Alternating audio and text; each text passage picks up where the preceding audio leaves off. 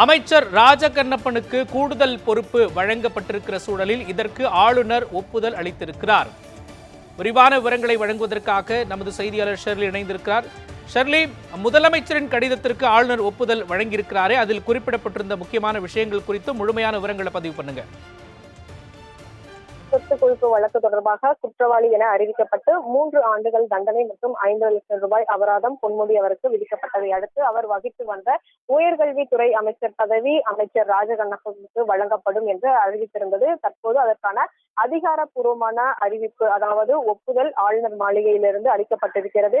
இது தொடர்பாக ஆளுநர் மாளிகையில் இருந்திருக்கக்கூடிய அந்த ஒப்புதல் கடிதத்தில் உயர்கல்வியை வகித்து வந்த அமைச்சர் அந்த துறையானது தற்போது அமைச்சர் ராஜகண்ணப்பனுக்கு வழங்கப்படுவதாக குறிப்பிடப்பட்டிருக்கிறது. குறிப்பாக தொழில்நுட்ப கல்வி, மின்னணுவியல், அறிவியல் மற்றும் தொழில்நுட்பம் உள்ளிட்ட உயர்கல்வி துறையானது தற்போது அமைச்சர் ராஜகண்ணப்பனுக்கு கூடுதலாக வழங்கப்படுவதாக தெரிவிக்கப்பட்டிருக்கிறது. ஏற்கனவே இவர் பிற்படுத்தப்பட்டோர் நலத்துறை அமைச்சராக இருக்கிறார். இவர் வகித்து வந்த பொறுப்போடு தற்போது இந்த பதவியும், அதாவது உயர்கல்வித்துறையும் கூடுதலாக கவனிப்பார் என்ற இந்த அறிவிப்பின் மூலம் தெரிய வந்திருக்கிறது. குறிப்பாக முதலமைச்சர் அறிவித்திருந்த அந்த கடிதத்திற்கு தற்போது ஆளுநர் மாளிகையிலிருந்து ஒப்புதலானது வழங்கப்பட்டிருக்கிறது. அதே போல அமைச்சர் ராஜகண்ணப்பன் கவனித்து வந்த காதி மற்றும் கிராம தொழில் வாரியத்தின் இலாக்காக்கள் தற்போது அமைச்சர் காந்திக்கு வழங்கப்பட்டிருக்கிறது.